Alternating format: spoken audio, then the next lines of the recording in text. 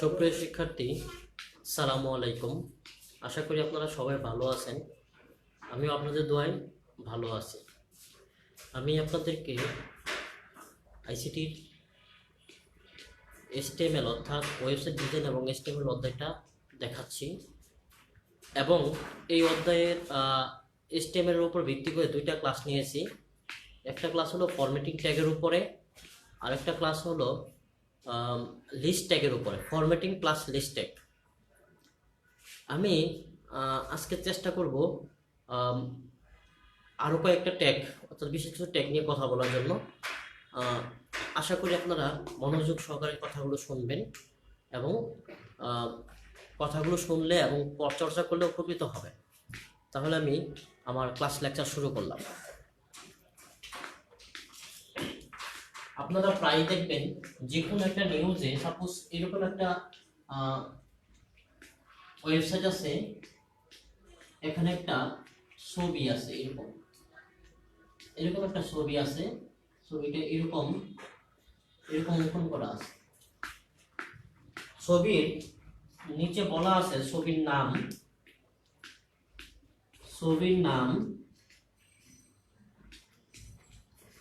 নাম banner .jpg। এখন ছবির নাম বিভিন্ন রকম থাকতে পারে, বাট প্রশ্নে উল্লেখ করে দিলে যেই নামটা উল্লেখ করে দিবে সেই নামটা ধরে আমরা কাজ করব, অর্থাৎ ব্যানার .jpg নামক ছবিটা আছে। এরপরে আপনাদেরকে বলা হয়েছে এরকম একটা লেখা আছে, দিস ইজ মাই ফার্স্ট, এইরকম লেখার পরে ডট দিয়ে লেখা আছে রিড মোর।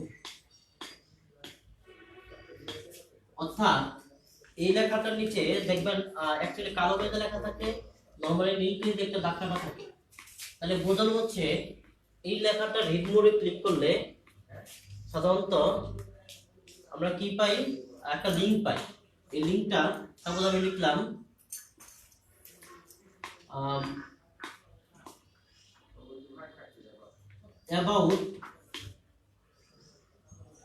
about.html, এই পেজটা পাই। এই পেজটার সাথে ওই পেজটা লিংক করা আছে। তাহলে রিড মোডে সাধারণত আমরা কোন পেজ পাই? এই পেজ পাই। অর্থাৎ রিড মোডের সাথে কোন লিংক পেজ লিংক করা আছে? এই পেজ। যখন রিড মোডে ক্লিক করব তখন আমরা এই পেজে চলে যাব। আমরা কোন পেজে চলে যাব? এই পেজে চলে যাব। এরপরে এখানে সাপোজ লেখা আছে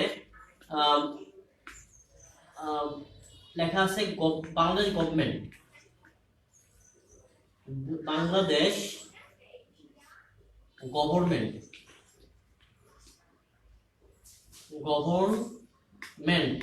এরকম লেখা আছে। এর নিচে একটা আন্ডারলাইন আছে এবং এখানে বলা আছে এই পেজটাতে এটা একটা পেজের লিংক, এখানে একটা পেজে যাবে, এইখানে ক্লিক করলে একটা পেজে যাবে, সেটার নাম হলো www.bangladesh.gov.bd। তাহলে ওইখানে ক্লিক করলে এই পেজে চলে যাবে, তারপরে এই দুইটা লেখা আছে এখানে। তাহলে আমি এখানে কি দেখালাম? একটা ইমেজ দেখালাম, একটা লিংক দেখালাম। তারপরে আরো অনেক কিছু লেখা থাকতে পারে।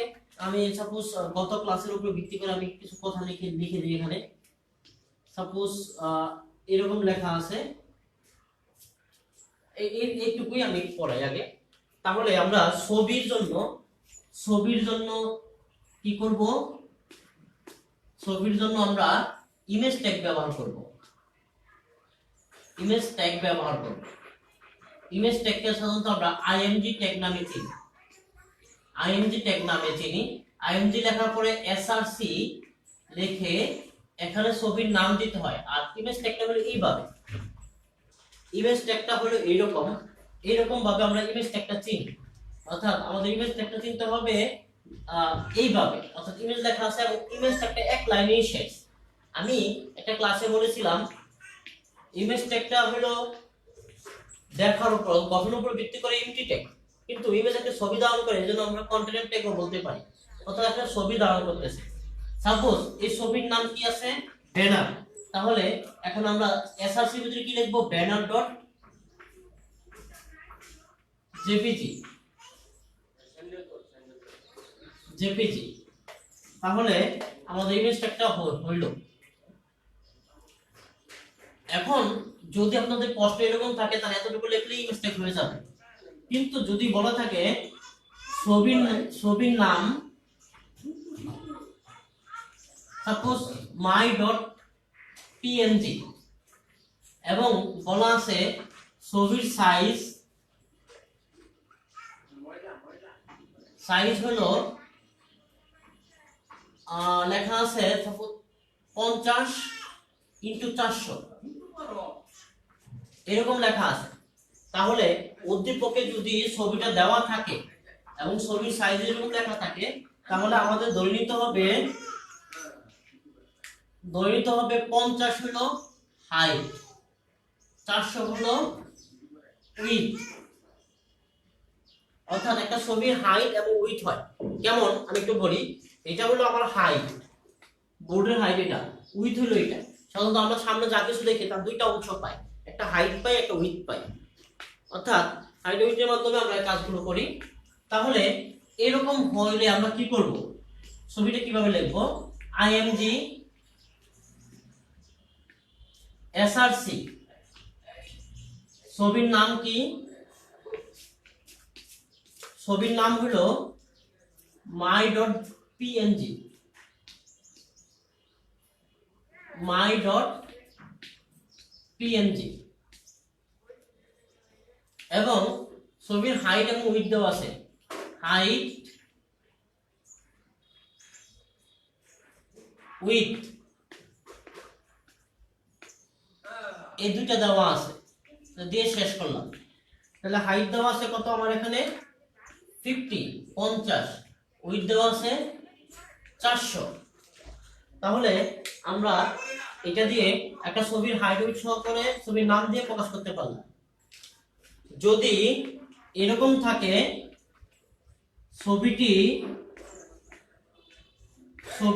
ছবির নাম a.gif, এটি ডি ড্রাইভে পিকচার ফোল্ডারে আছে।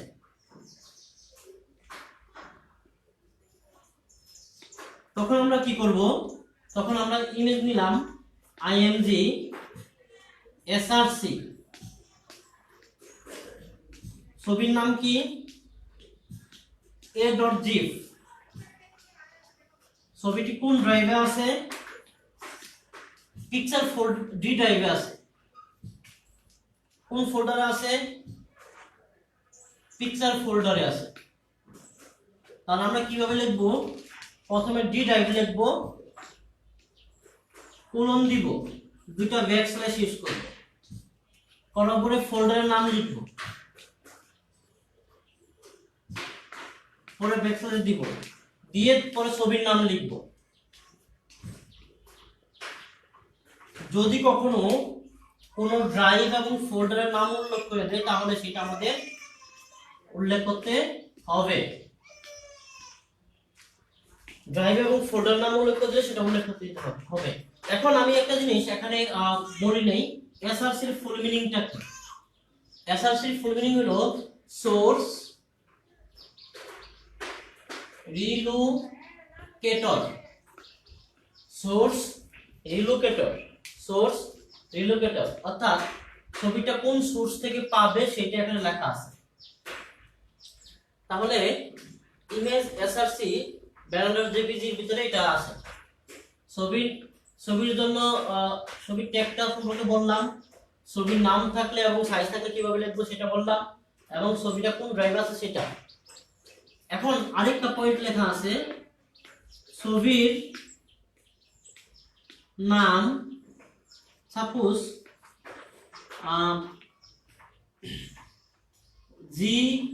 JC dot JPEG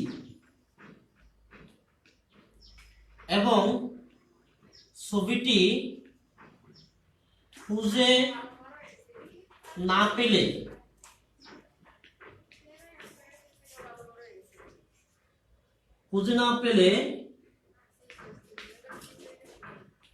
Jamalpur college লেখাটি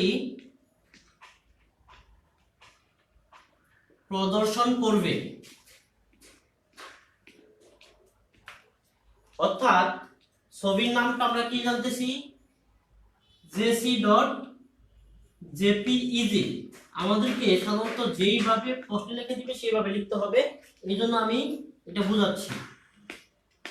তারপরে ছবি খুঁজে না পেলে, অর্থাৎ ছবির আরেকটা নাম আছে, এটাকে বলা হয় অল্টারনেট নেম।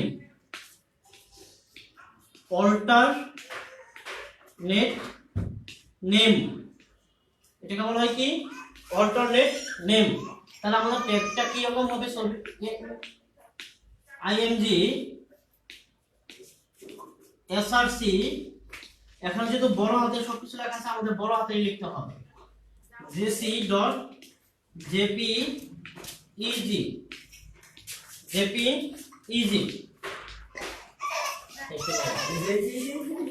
তারপরে আমার এখানে লেখা আছে alt, অল্টারনেট নেম। কি লেখা আছে, আমি এখানে এটা লিখলাম।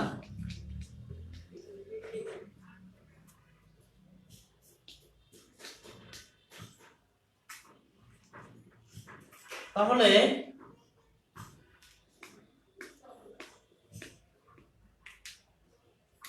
এই হলো আমার ইমেজ ট্যাগের বর্ণনা। সাধারণত আমরা ইমেজ ট্যাগগুলো এইভাবে দেখাই। আপনারা একটু খেয়াল করে দেখেন, আমি প্রত্যেকটা পয়েন্ট সুন্দরভাবে উপস্থাপন করতেছি।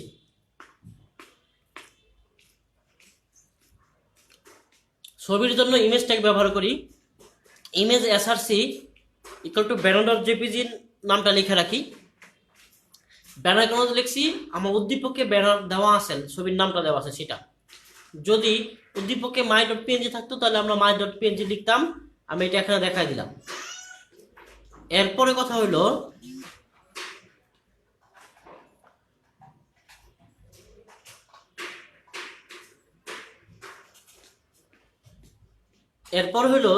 ছবির সাইজ যদি দেওয়া থাকে তাহলে আমার দেখে বুঝতে হবে কোনটা কি।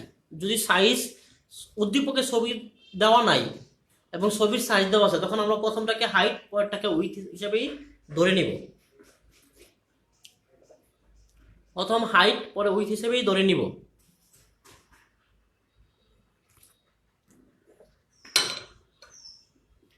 তারপরে ছবি যদি বলা হয় ডি ড্রাইভে আছে, পিকচার ফোল্ডার আছে, তখন ডি ড্রাইভটা আগে লিখবো, পরে পিকচার ফোল্ডার লিখবো, পরে ছবির নামটা লিখবো। যদি ছবির অন্য একটা নাম দেওয়া থাকে সেটা এইভাবে লিখবো। অর্থাৎ ছবির যে ট্যাগগুলো আছে, ট্যাগের সম্পর্কে, ছবির ট্যাগ সম্পর্কে আমি ব্যাখ্যা করলাম। একটি ছবিতে আমি যেই প্রশ্নগুলো দেখালাম, এখানে src নামক একটা অ্যাট্রিবিউট ব্যবহার করা হয়েছে ইমেজ ট্যাগে। তারপরে হাইট নামক একটা অ্যাট্রিবিউট ব্যবহার করা হয়েছে, উইথ নামক একটা অ্যাট্রিবিউট ব্যবহার করা হয়েছে, এবং alt নামক একটা অ্যাট্রিবিউট ব্যবহার করা হয়েছে। এখন আমি এই ছবিতে 4টি অ্যাট্রিবিউট ব্যবহার করে আপনাদেরকে দেখালাম।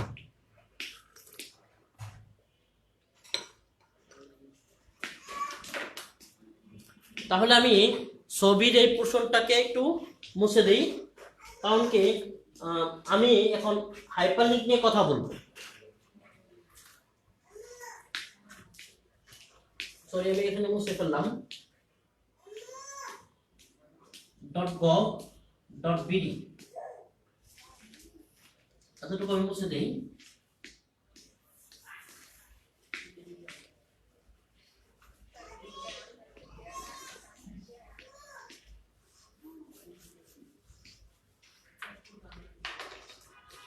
এখন হইলো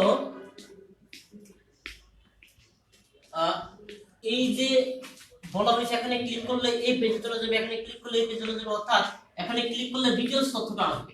এরকম যদি বলা থাকে তাহলে সেটাকে বলা হয় hyperlink tag. Hyper link tag অথবা আমরা এটাকে বাংলা বলি anchor tag.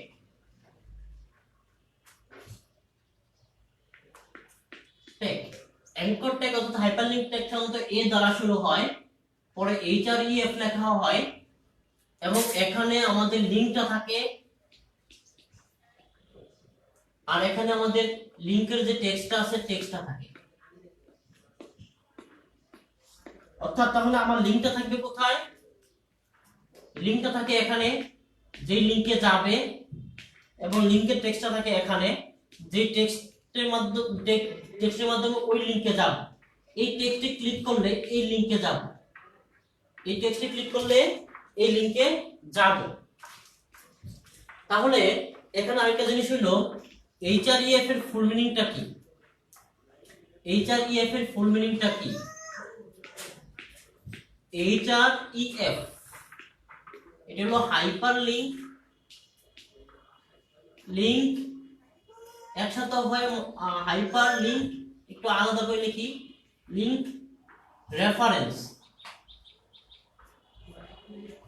Hyperlink reference, hyperlink reference.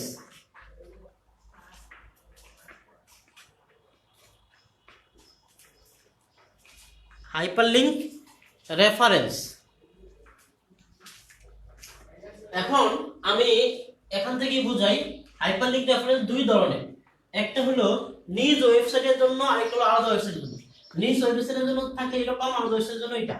আমি একটু দুইটাই দেখা দিচ্ছি। A half equal to about .htm,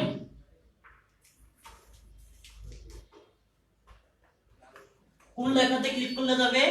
read more লেখাতে ক্লিক করলে যাবে। অর্থাৎ এই রিড মোর লেখাতে ক্লিক করলে এই পেজে চলে যাবে। তারপর আরেকটা ওইটা দেখাই দেই, যেমন এ হাফ ইকুয়াল টু, আমার এখানে লেখা আছে www.bangladesh.gov.bd।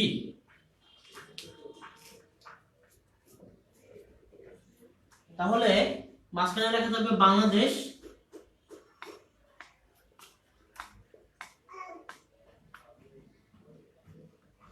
বাংলাদেশ গভর্নমেন্ট, এইটা একটা কমপ্লিট। অর্থাৎ এই লিংকে ক্লিক করলে, এই লেখাতে ক্লিক করলে এই লিংকে চলে যাবে, এই লিংকে। এটা হলো স্বতন্ত্র আরেকটা ওয়েবসাইট, স্বতন্ত্র আরেকটি ওয়েবসাইট। এই জন্য আমি বলতেছি হাইপারলিংক দুই ধরনের, একটা হলো ইন্টারনাল হাইপারলিংক,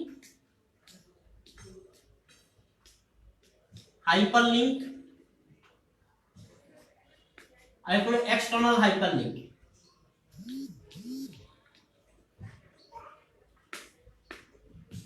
তাহলে ইন্টারনাল এবং এক্সটার্নাল হাইপারলিংক সম্পর্কে আমি ব্যাখ্যা করলাম। আপনারা একটু দেখেন ইন্টারনাল এবং এক্সটার্নাল হাইপারলিংক সম্পর্কে। তাহলে আমি এখানে লিখলাম ইন্টারনাল এবং এক্সটার্নাল হাইপারলিংক। এ হাফ মাঝখানে লিখলাম, হারফের ভিতরে লিংক লিখলাম, কারণ এখানে এই লিংকে আমাদের ওয়েবসাইটটা শিফট হবে, অর্থাৎ চলে যাবে। টেক্সট, কোন টেক্সটে ক্লিক করলে, সাপোজ আমরা ফেসবুকে যখন কোনো নিউজ দেখি, প্রথম আলো অথবা কোনো পত্রিকার, তখন ওই নিউজের উপরে ক্লিক করলে ওই ফেসবুকে চলে যে নিউজটা প্রদর্শিত হয়। অর্থাৎ তাহলে কি আমার ফেসবুক থেকে অন্য একটা পেজে অর্থাৎ ওয়েবসাইটে চলে গেছে, এটা হলো এক্সটার্নাল হাইপারলিংক।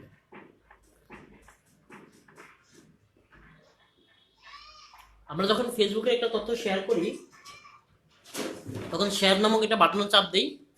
যদি ওইখান থেকে আপনি কপি লিংক পান, তাহলে ওখানে দেখবেন এরকম একটা লিংক আছে, ওই লিঙ্কটাই আমরা ফেসবুকে দিই।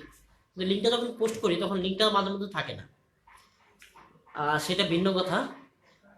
আর ইন্টারনাল হাইপারলিংক ওই ওয়েবসাইটের ভিতরেই থাকে। যেমন আপনি একটা ওয়েবসাইটে প্রবেশ করলেন, ওয়েবসাইটে প্রবেশ করার পরে যেমন ফেসবুকে প্রবেশ করলেন, প্রোফাইল আপনার ছবির উপরে ক্লিক করলেন, তাহলে আপনার পেজে চলে গেল, ফেসবুকে কিন্তু থাকলো, সেটা হলো ইন্টারনাল। আবার আপনি একটা গানের ওয়েবসাইটে প্রবেশ করছেন, অথবা সাপোজ মনে করেন মিউজিক ভিডিওতে প্রবেশ করছেন, ওখানে বাংলাতে ক্লিক করলেন, বাংলাতে চলে গেল, বাংলা নাম অন্য একটা ওয়েবসাইট ওপেন হয় নাই, ওয়েব পেজ ওপেন হয়েছে ওই ওয়েবসাইটের আন্ডারে।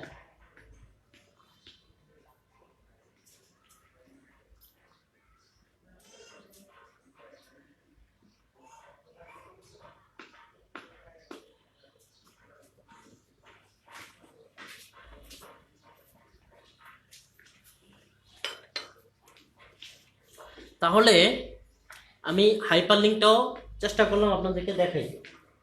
হাইপার লিঙ্কের আরো কয়েকটা ধরন আছে, যেমন আপনি একটা ওয়েবসাইট অনেক বড়, নিচের দিকে গেলেন, তখন এরকম আছে, ক্লিক করলে টপে চলে যাবে, তাহলে সেটা হোক এক ধরনের লিঙ্ক, অর্থাৎ যেহেতু টপে আসতেছে নিচ থেকে।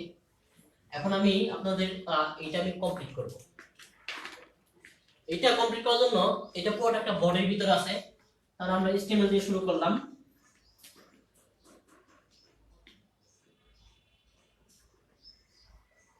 বডি দিয়ে শুরু করলাম, এখানে কোনো হেড নাই, কারণ ওই যে উপরে একটা ক্রস চিহ্ন থাকতো হেড থাকলে, এটা নাই, তাহলে কি আমাদের হেড নাই। বডির ভিতরে প্রথমে একটা ইমেজ ট্যাগ আছে, তাহলে ইমেজ এসআরসি, তাহলে ছবির নামটা কি দেওয়া আছে এখানে, ছবির নাম দেওয়া আছে ব্যানার, banner.jpg,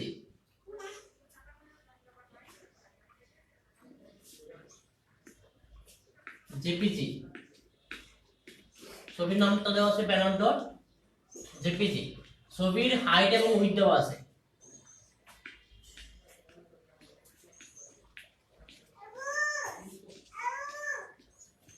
উইডথ দেওয়া আছে, তাহলে হাইট দেওয়া আছে 50, উইডথ দেওয়া আছে 400। ছবিটা একটা শেষ হওয়ার পরে নতুন লাইন থেকে শুরু হয়েছে, এজন্য আমরা এখানে এবং লাইন খালিও আছে, এই লাইনের পরে শুরু হলে এখান থেকে লেখা হইতো, কিন্তু পরের লাইন থেকে লেখা হচ্ছে, অর্থাৎ দুটো ব্রেক ইউজ করলে এরকম এক ডাবল লাইন খালি হবে, এক লাইনে নিচে যাবে, আরেক লাইনে কি হবে, এক লাইন খালি রাখবে। তারপর লেখা আছে দিস ইজ মাই ফার্স্ট, এরপরে যে কয়টা ডট আছে এই কয়টা ডট আমাদের দিতে হবে। রিড মোর একটা লিংক হিসেবে দেওয়া আছে, নিচে বলা আছে about.html এ যাবে, তাহলে এ হার্ফ লিখে আমি এখানে লিংকটা লিখলাম, লিংকটার নাম কি about.html.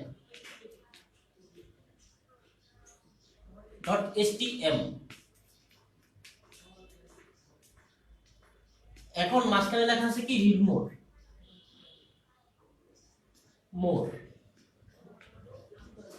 এই ট্যাগটা কমপ্লিট। তাহলে আপনি একটু খেয়াল করে দেখেন, এই যে এই ট্যাগ শুরু এবং এই ট্যাগটা কমপ্লিট, এই ট্যাগটা কমপ্লিট, অর্থাৎ এখানে এই রিড মোরে ক্লিক করলে এই ওয়েব পেজে চলে যাবে। এখন এটার পরও এখানে একটা লাইন এবং পরের লাইনে শুরু হয়েছে, অর্থাৎ আমি যদি এই কাজটাকে একটু ভিন্নভাবে করি, অর্থাৎ এখানে একটা প্যারাগ্রাফ দিয়ে শুরু করি, একটু খেয়াল করে দেখেন, আমি আবার একটু বোঝাচ্ছি। এখন তাহলে কি দুইটা ব্রেক ইউজ করতে হবে, কয়টা ব্রেক ইউজ করতে হবে, দুইটা, কারণ এক এরপরের লাইন এটা, এরপরের লাইন এটা, এরপর আরেকটা লিংক আছে, সেজন্য আমরা কি করব, এ আর লিখার পরে ওয়েবসাইটের নাম লিখবো, ওয়েবসাইটের নামটা আছে কি এ হার্ফ, ওয়েবসাইটের নামটা আছে হলো www.bangladesh.gov.bd, এরকম একটা ওয়েবসাইটের নাম আছে। অর্থাৎ এই লেখাটা এই ওয়েবসাইটে যাবে কিসে ক্লিক করলে, বাংলাদেশ গভর্নমেন্টে ক্লিক করলে, বাংলাদেশ GOVERNMENT, গভর্নমেন্ট। তাহলে এই ট্যাগটা কমপ্লিট হলো, এই ট্যাগটা কমপ্লিট হলো। এরপর আমার এই যে বডি ট্যাগ শুরু হয়েছিল, বডি ট্যাগটা কমপ্লিট হলো, HTML ট্যাগটা কমপ্লিট হলো।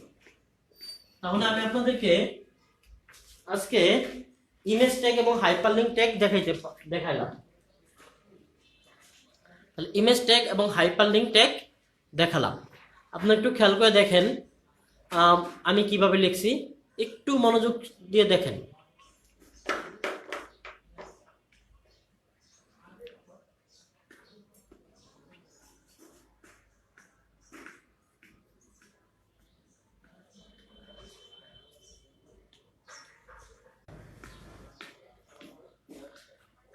এখন আমি একটু বলতেছি, সম্পূর্ণ উদ্দীপকটা আমার এক উদ্দীপক ছিল, শুধু বডির অংশটুকু ছিল। তাহলে আমি HTML দিয়ে বডির অংশটুকু নিলাম। এইটুকু কিন্তু আমার উদ্দীপক, প্রশ্নে কিন্তু এটা থাকবে, অথবা প্রশ্নে বাংলা লেখা থাকবে এইভাবে। একটি ছবি আছে এবং ছবির নিচে আছে কি বাংলাদেশ গভর্নমেন্ট নামক একটা লেখা আছে, এরকম একটা লেখা থাকতে পারে। তখন আমাদের এই ওয়েবসাইটটা কমপ্লিট করতে হবে। তাহলে আশা করি আপনারা পারবেন। আমি এখন এরকম আরেকটা কাজ দেখাচ্ছি, উদ্দীপকে কিভাবে থাকবে এবং কিভাবে লিখতে হবে। এবার উদ্দীপক থাকতে পারে, যেটা মুছে ফেললাম সেটা উদ্দীপকে থাকতে পারে, অথবা উদ্দীপকটা এইভাবে থাকতে পারে। আমি একটু একলা এটা মুছে, পুরোটা মুছে একলা লিখতেছি।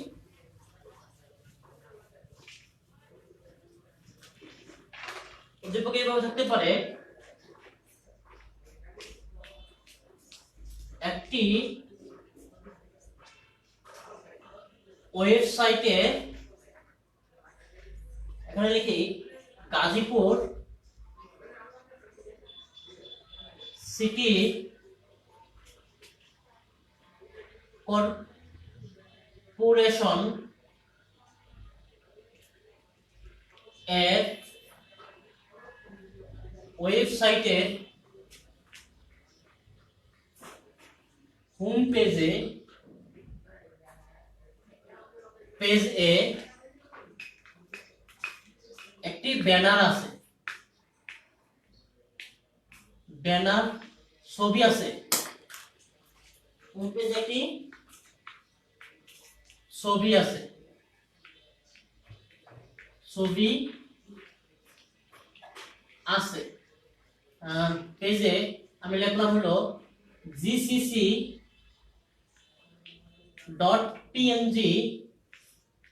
নামক ছবি আছে। ছবির উপরে জিসিসি লেখাটি বড় হেডিং আকারে আছে।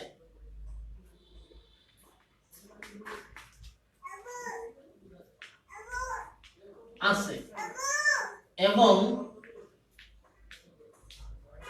নিচে ছবির উপরে এটা নিচে, এবং নিচে www.lgd মিনিস্ট্রি এর লিংক রয়েছে।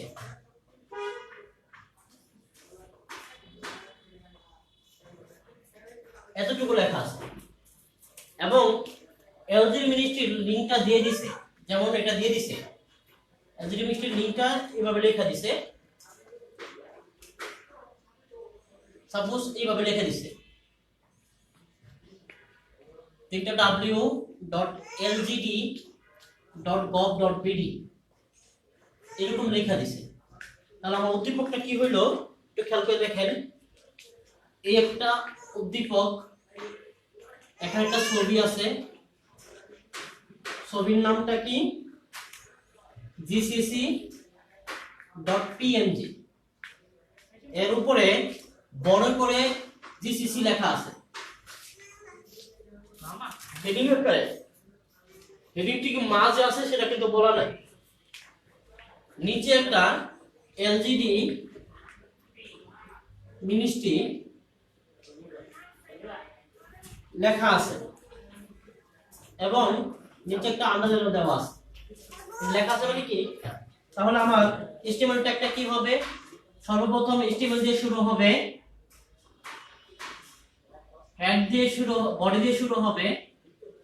এখানে হেড নাই, যদি আপনারা হেড দিয়ে টাইটেল ইকুয়াল টু জিসিসি লেখেন তারপর সমস্যা হবে না। এখন আমার এখানে হেডিং আছে H1, জিসিসি লেখা হলো H1 দিয়ে শেষ করলাম। এখন আপনারা যদি হেডিংটা H2 দেন সমস্যা নাই, এখন সবচেয়ে বড় এই কথাটা উল্লেখ নাই। বড় দুইটা H1 এবং H2 ভিতরে একটা হবে, ছোট H5 H6, আর মাঝারি হলো H3 এবং H4। তাহলে H1 অথবা H2 একটা দিলেই হয়ে যাবে আমাদের। এরপরে H1 দিলে অটোমেটিক্যালি পরের লাইন থেকে লেখা শুরু হবে, ওই লাইন টোটালি সে একা নিয়ে নেবে। এখন তার জন্য ব্রেকের কোনো প্রয়োজন হবে না। তারপর আমরা ইমেজ ট্যাগ ব্যবহার করলাম, src লিখলাম। src লিখে ইমেজের নামটা কি, gcc.png।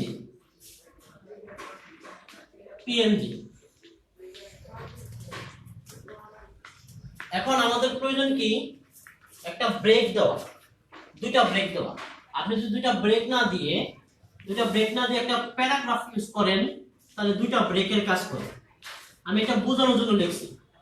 আমরা যদি দুইটা ব্রেক না দিয়ে একটা প্যারাগ্রাফ দেই তাহলে দুইটা ব্রেকে কাজ করবে। তারপরে যদি আমি এখানে লিখি এ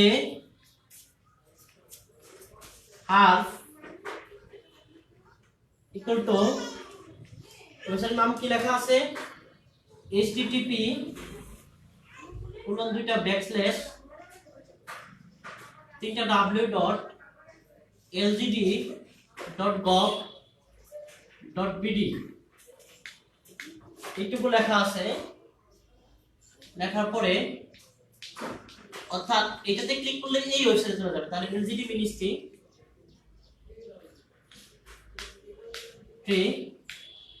লেখার পরে এই ট্যাগটা শেষ করলাম। তাহলে আমি আপনাদের চেষ্টা করলাম এই উদ্দীপকটা কমপ্লিট করতে।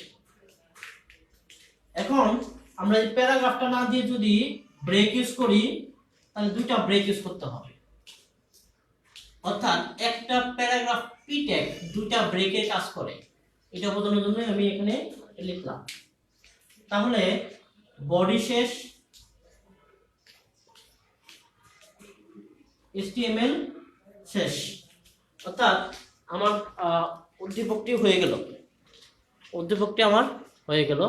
অর্থাৎ উদ্দীপকটা আমি সলিউশনও করলাম। এখন আপনাদের সাথে কথা হলো, আপনাদের যদি কোনো কোশ্চেন থাকে তাহলে কোশ্চেনগুলো আমার করতে পারেন, আমি আপনাদের কোশ্চেনের উত্তর দিব। আপনারা একটু কোশ্চেন করেন, আমি ওয়েট করতেছি কোশ্চেন করার জন্য, কোশ্চেনের উত্তর দেওয়ার জন্য। দেখি কমেন্টে কি আছে।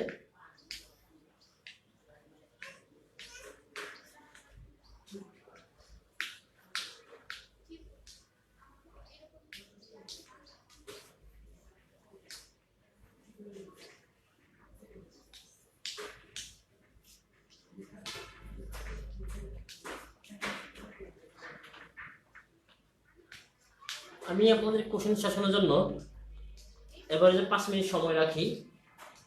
আপনারা কোশ্চেনের উত্তর দেন, যদি পারেন উত্তর দেন।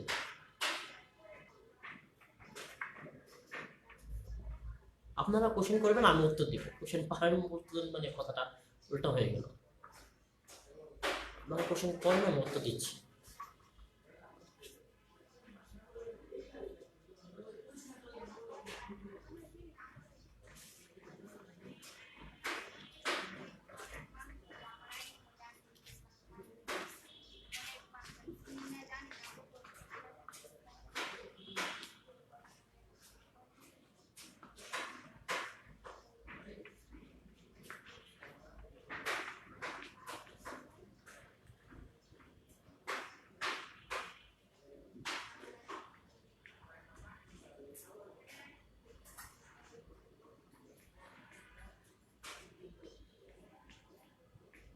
আমরা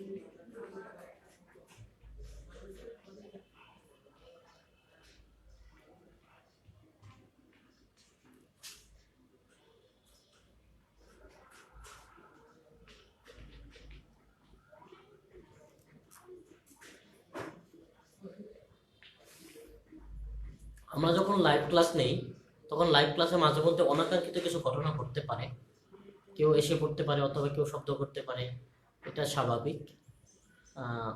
আর চেষ্টা করি যতটুকু এটা থেকে পরিত্রাণ পাওয়া যায় সেটার জন্য। আপনারা এটা ক্ষমাসুন্দর দৃষ্টিতে দেখবেন।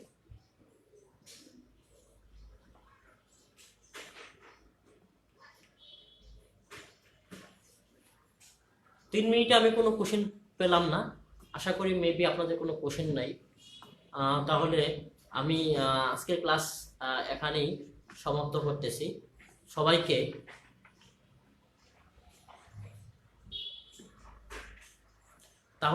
আজকে ক্লাস এখানেই সমাপ্ত করতেছি।